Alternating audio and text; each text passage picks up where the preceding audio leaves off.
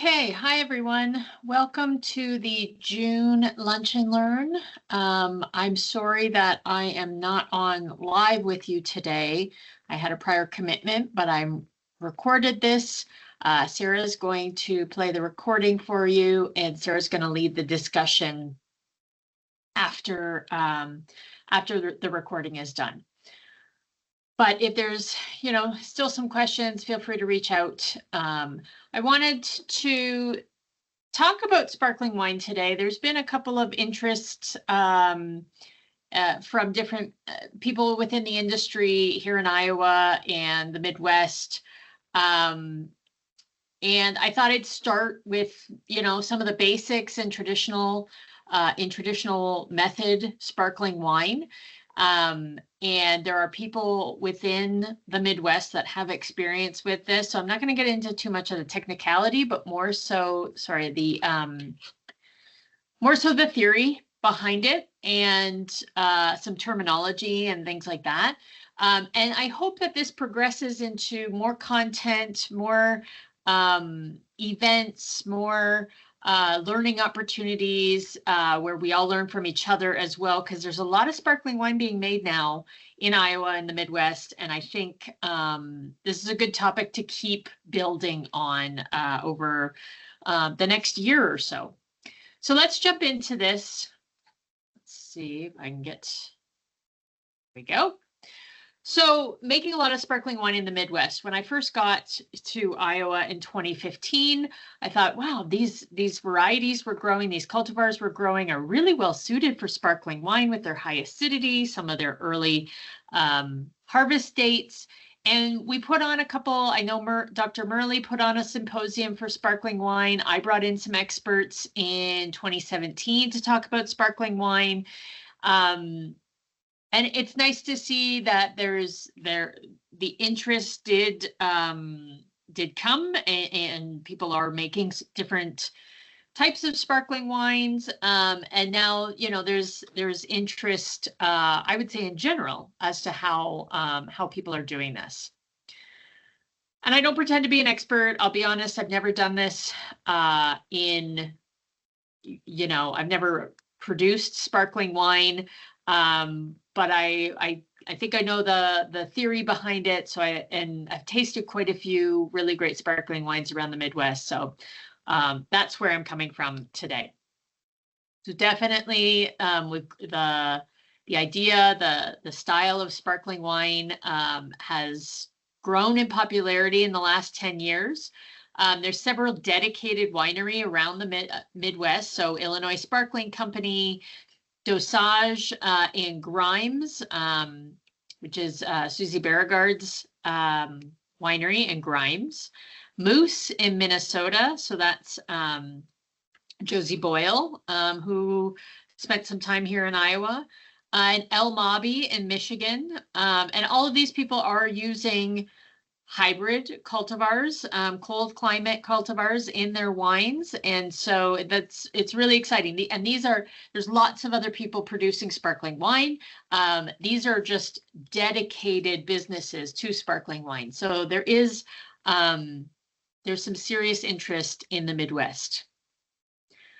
There's a lot of different production techniques. I know traditional method is happening, but also forced carbonation, Charmat. People are using what makes sense for their business. So I said this already, but the high acidity of hybrid cultivars is well suited for what we expect in a sparkling wine. Champagne, they use very high acidic they pick early, and their grapes are usually high in acidity. And so that's kind of the gold standard, let's say, the benchmark that that a lot of us are working towards. And our high acidity hybrid cultivars are well suited for that. And then there's lots of different final styles that you can have, from very dry all the way to sweet. And so again, that suits well to our cold hardy cultivars. I'm not going to really get into TTB and the taxes in the rest of the presentation, but I wanted to at least mention Sparkling wines do carry a higher tax rate than still wines. And there's two different levels here. There's artificially carbonated, meaning typically meaning injected CO2. And so this is the TTB definition, the over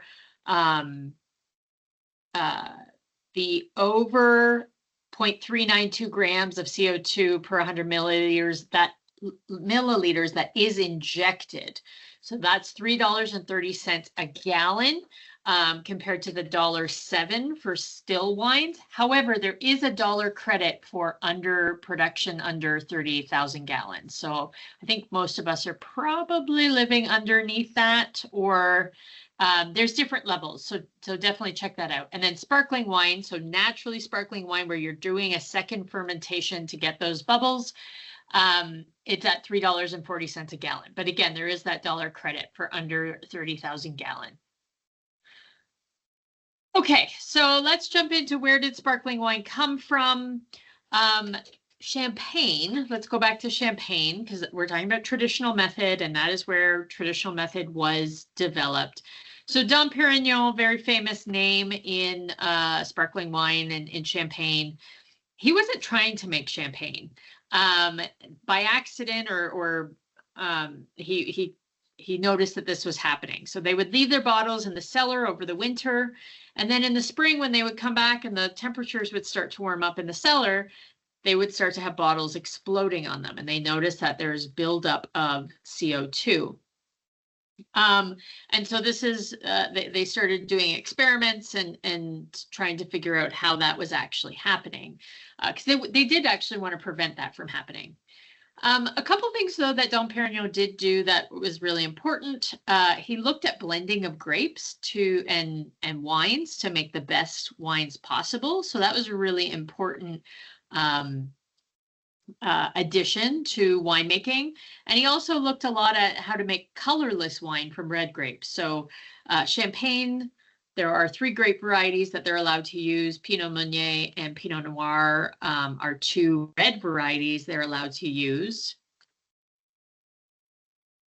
And those are typically you can make colorless wines from those 2 varieties. Through the 19th century, corks and bottles were improved. So there was heavier bottles being used so that they wouldn't have explosions. The proper corks were used so that, again, they weren't having popping, and cages were added and things like that. So production to encourage the bubbles staying in the wine was really improved throughout the 19th century. A pharmacist named André Francois, and I believe he was working for Clicquot, but either way, he discovered how much sugar you really need to sparkle the wine to the correct amount, or to a desired amount. So he discovered that the 24 grams per liter addition of sugar after the primary fermentation will achieve approximately 6 atmospheres of bottle pressure. I will just say as well, that's a lot of pressure. It's a lot. It's 90 psi. There's a lot of pressure in a traditional method sparkling wine. So just keep that in mind. You don't have to go that high, especially if you're doing Charmat or if you're doing forced carbonation. And then also just to point out, Champagne itself to this day has very strict regulations on harvest and production. And just an example, actually, before I get into this example, there is a really wonderful website, and I believe it's just champagne.fr. And there is a ton of information. They have done such a beautiful job of describing how champagne is made. And I would encourage everybody to check it out. Even if you're not interested in making sparkling wine by traditional method, it's a really great website. And I just think we could all learn from how they kind of put it together and all the information that they are sharing. So anyway, one of the examples of just their strict regulations includes whole clusters are pressed in batches of 4,000 kilograms. So that's very controlled. And they only produce from that 4,000 kilograms 2,550 liters of juice. And that 2,550 liters of juice is separated. There's the cuvee, which is the first part of the juice that comes out. And then there's the taille. There's a lot of terminology that's French in sparkling winemaking. So I thought trying to cover some of it. So again, very controlled as to what you can do with these juices after you press them. So we are not bound to those regulations, but I just want you to know that some of the traditions that probably have come about in sparkling winemaking probably go back to some of the tradition and the regulation that is that Champagne is held to. Okay, this is a really great graphic from Wine Folly, just showing the differences in several different methods of sparkling winemaking. And these are the most common, I would say. The carbonation method, which is just forced carbonation, the classic method, meaning traditional method, method champenoise. Transfer method is a little strange. I'll talk about that in just a second. And tank method is another one that is, I think, being used in the Midwest, where we're using a pressurized tank instead of bottles. So let's just quickly talk about these a little bit, and I will kind of remind you about them at the end. But carbonation, a lot of people are doing this as well. Just injecting those bottles, those wines with CO2. And they're making beautiful wines, award-winning wines. So this is an option. It's simple. I would also say it preserves the fruitiness and the character of the wine that you, the base wine that you have produced. So if that's what you're interested in, forced carbonation may be a good option. Traditional method, you make a little bit more of a complex wine. We're going to go through the steps for traditional method. It is probably the most expensive and it's the most labor intensive. The transfer method is interesting. You perform the second fermentation in bottle, and I'll talk about that when I'm talking about traditional method. But then you open the bottles up and put them back into a tank where you can finish the wines before that final bottling. So you're allowed to put that it was bottle fermented on the label. I guess in Australia, I looked up where they were doing this. Australia, New Zealand, they're doing this quite a bit. And it's for wineries that are typically doing large production. And it's to get away from the riddling. It's a lot easier to settle in a tank rather than do the riddling, which we'll talk about. And then the tank method, the Charmat method, which you do the second fermentation in a pressurized tank instead of bottle. So it's intermediate in the expense, but it can be a lot less labor and a lot less storage. It's not as cumbersome for storage and whatnot. So the Charmat method is a very good method for a lot of people as well. Okay, we're going to jump though into traditional method because I think it's important if you're going to make sparkling wine of any method to understand what traditional method really is. So, and I say here, special equipment is not required. You can do disgorgement on your own by hand. There are machines you can buy as well. But you can do traditional method sparkling winemaking by hand. It's very labor intensive. And there's some safety concerns with it. But I'm just saying for a small winery, it could be possible. But this is a more detailed flow chart of how you make sparkling wine. So if you want to pause the video and look at this in a little bit more detail, you can. We'll go through some of these steps though, and why they're important and what's different and what they mean, what some of this terminology means. There is, if you are going to embark on a traditional method winemaking production, storage concerns, because you are going to want to store those bottles for a long period of time before you are finished with them, and safety concerns. Things are under pressure, and that presents its own dangers. So, so just know that and make sure that whoever you're working with is aware of that as well. Okay, let's talk about the base wine. We got to make wine before we make sparkling wine. So some of these graphics are from the Scott Labs handbook on sparkling wine, which I think has a lot of great information. There's information, there's also a lot of products that you could use. Not saying you have to, but they do have quite a wide range of different products available. So we're going to typically harvest early for high acidity for our sparkling wines. And that depends on what cultivar you might use and what is going on in your vineyard or what other work you're doing. Typically, we're going to be making a lower alcohol wine because we're going to add a little bit of alcohol during that second fermentation. And so aiming for 10, max 12%. You're going to add about little over 1 to 1.5% of alcohol during the fermentation.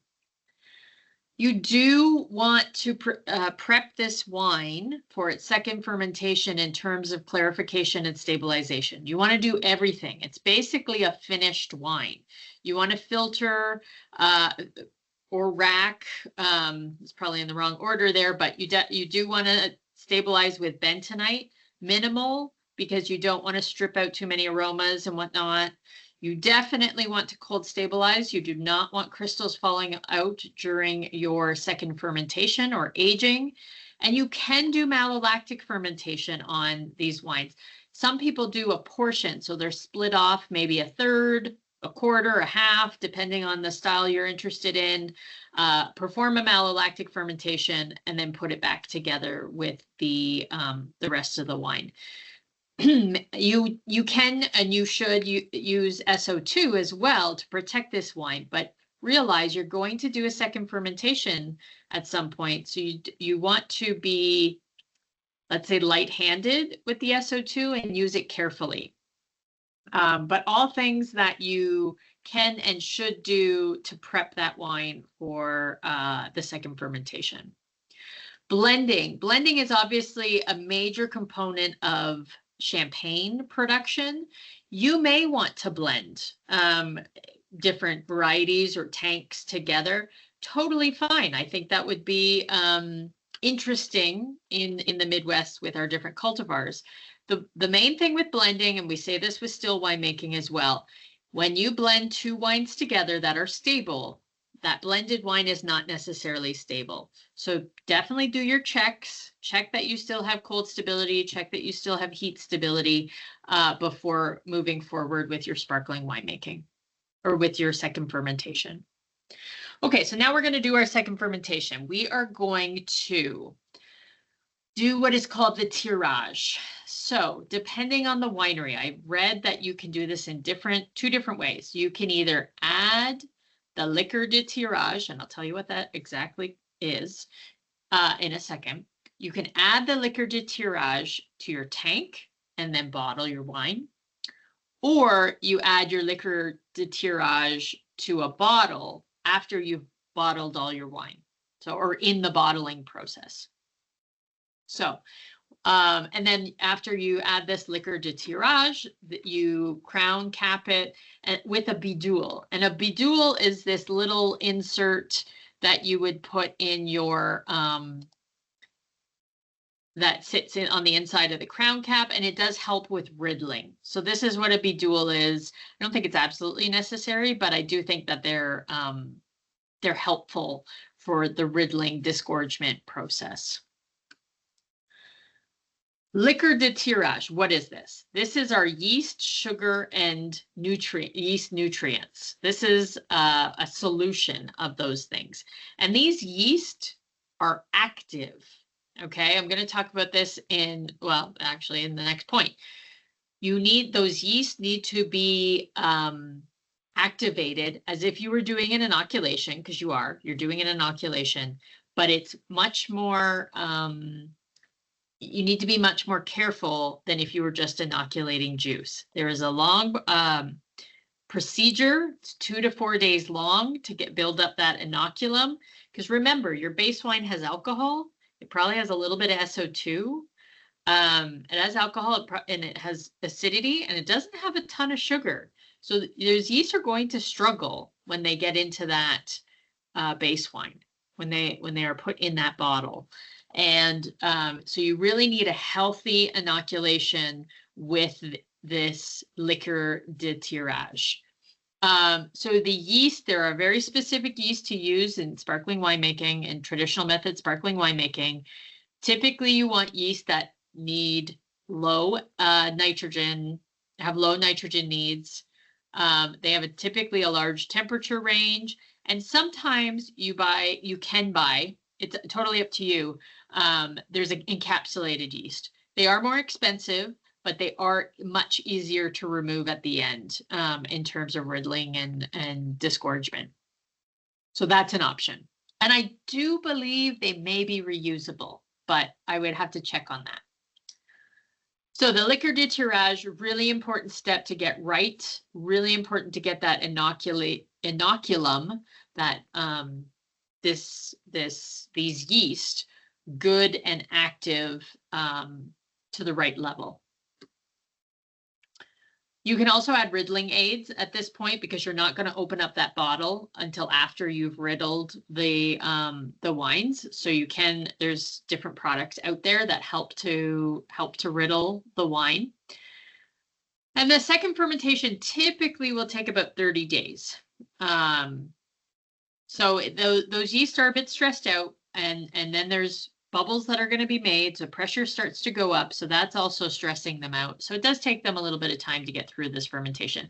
There's not a ton of sugar in there, okay? But there's probably about a little over 10% from where you do a juice fermentation.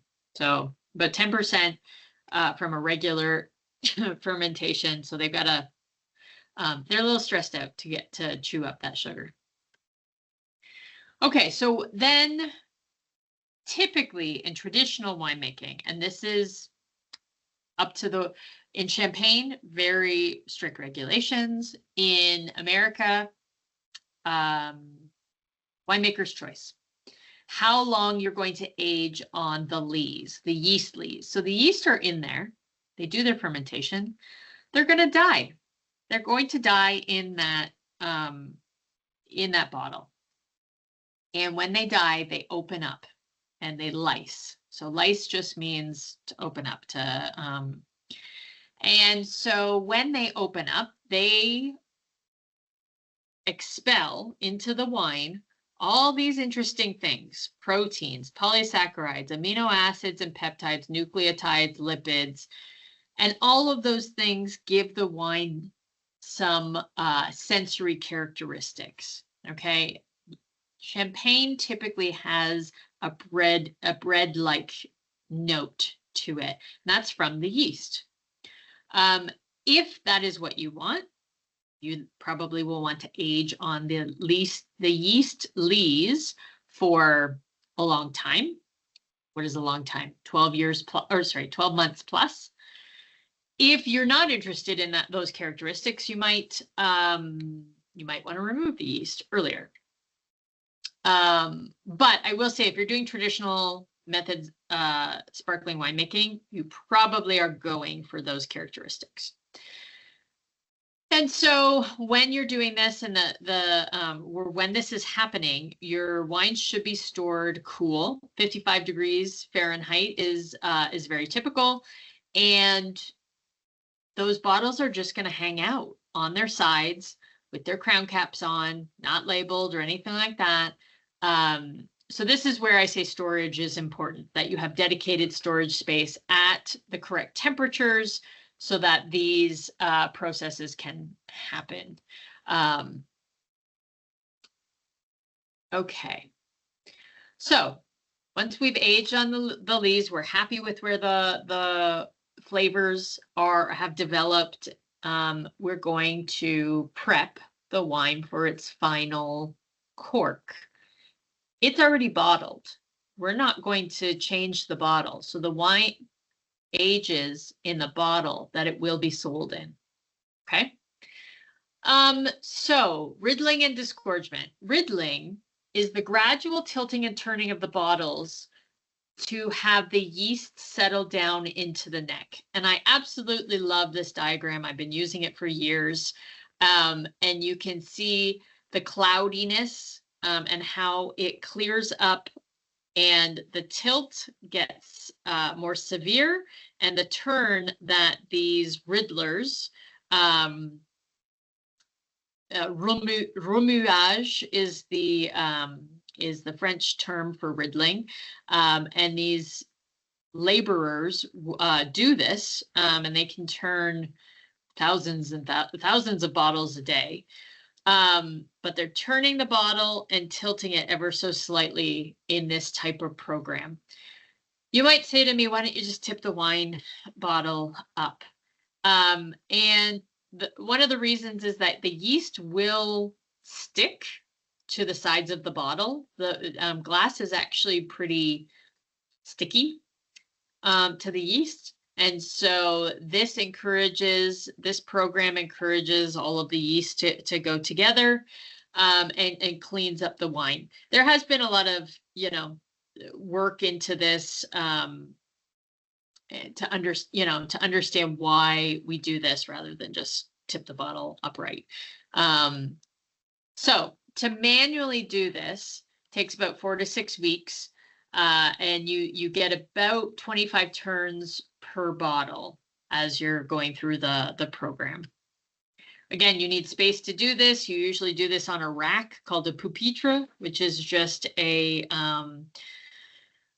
angled rack like this with holes in it. If you've ever been to Madison County, they have a pupitre that they sell some of their wines in. Some wine shops have them and have wine bottles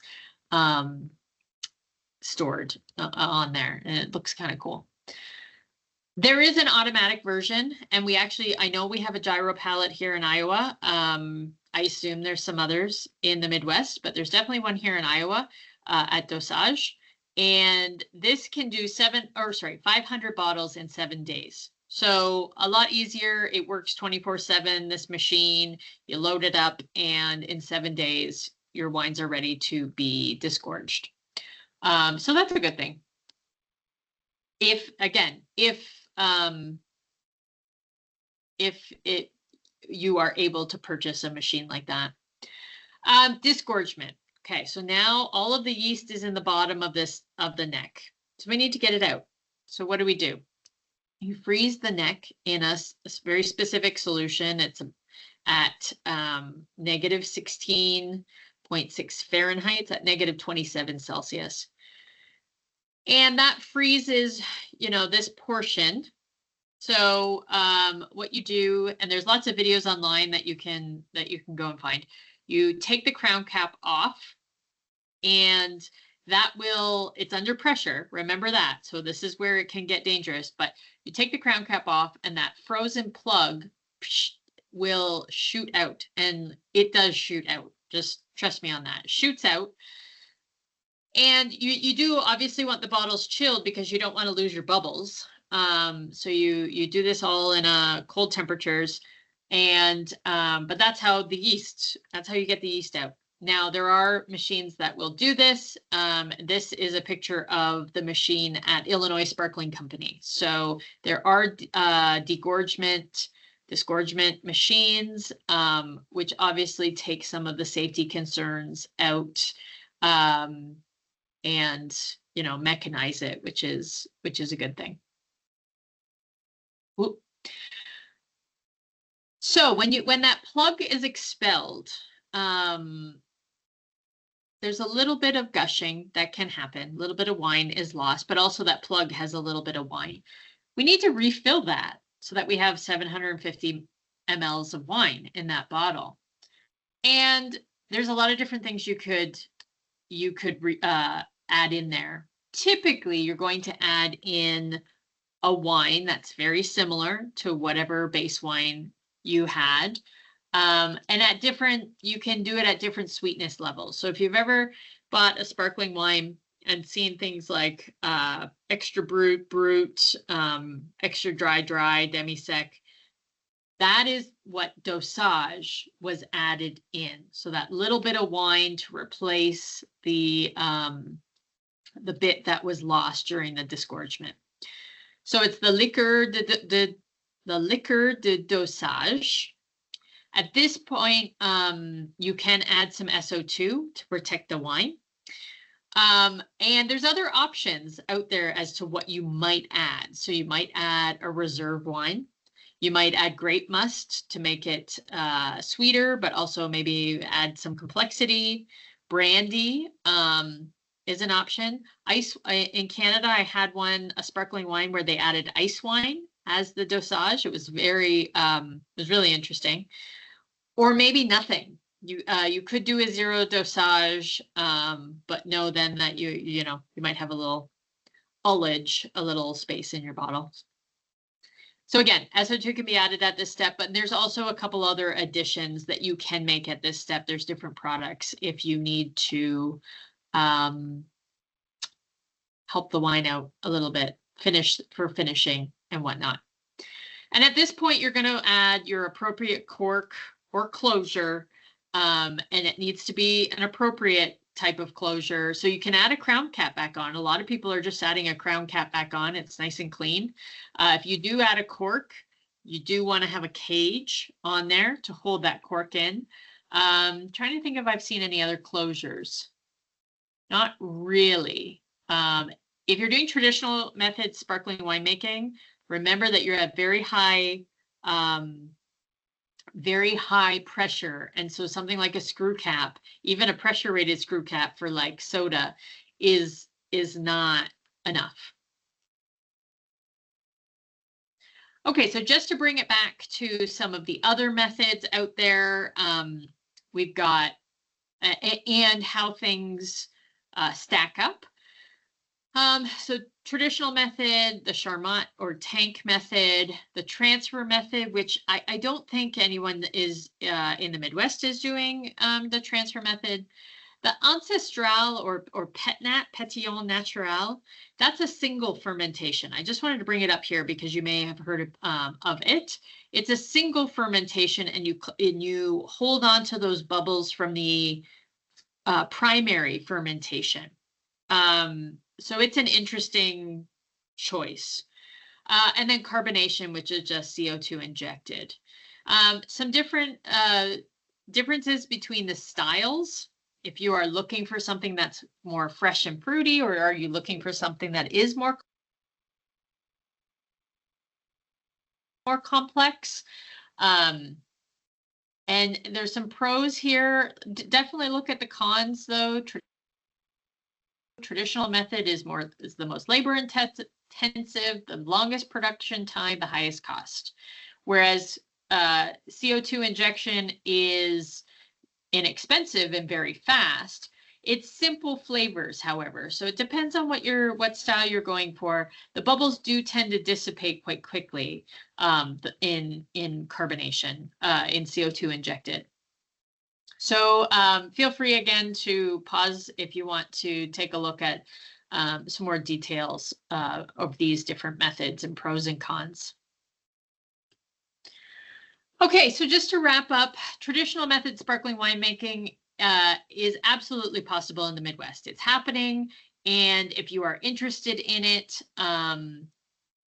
you can definitely get started. One thing I would highly recommend as well is collaboration with other wineries that are doing this. I know that there are some people doing making shiners for people, meaning that they are making the sparkling wine and selling it unlabeled to other wineries.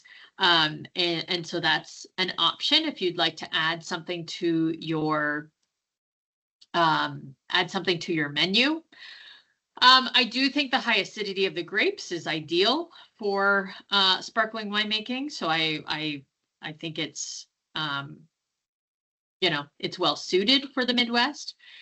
It is a premium product, which could be a pro if that's what you're trying to add to your list, or if you're doing weddings and events and you want to introduce a sparkling wine for those types of events. It can be a con as well that it's a premium product. It's maybe not as approachable to certain consumers and may be a harder sell for some wineries. So do take that into consideration. But again, consider a collaboration with another winery that is already making sparkling wine, either through mentorship or through production support.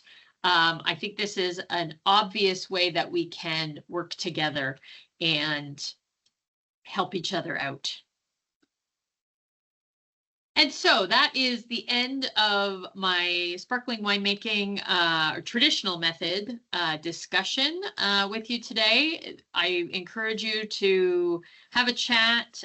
Sarah's going to moderate that, and any questions that are still lingering, please feel free to reach out. Just to let you know what our next topics are going to be. In July, Randall's going to come back on and talk a little bit about canopy management. And some things he's seeing and some suggestions he has. In August, we're going to be back. The Institute's going to be back, and we're going to have some basic lab techniques review and to talk about things like Brix and pH and TA, things that you're probably doing. But let's just, go back to basics and make sure that we are doing everything correctly and cleaning everything, calibrating everything, things like that.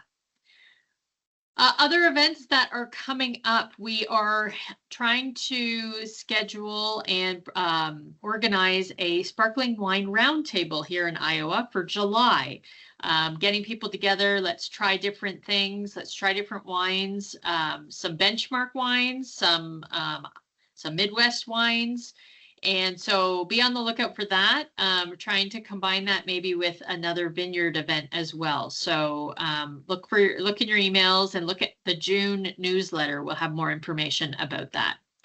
And then the intensive tasting proficiency training will also be in the last 2 weeks of July. Date not set, just because we're trying to hone in the date for that sparkling wine roundtable. But hopefully the last 2 weeks of July will offer that intensive tasting proficiency training once again. And would love for you to come yourselves, even if you've taken it before. It's always a great refresher, or send some of your staff to learn how to smell, learn how to taste, and I think it's always a good workshop for various levels throughout the industry. That's all I have today, and thanks everyone for sticking with me. I hope everyone's growing season is going well, and we'll see you in July after the long weekend. Okay. Bye, everybody.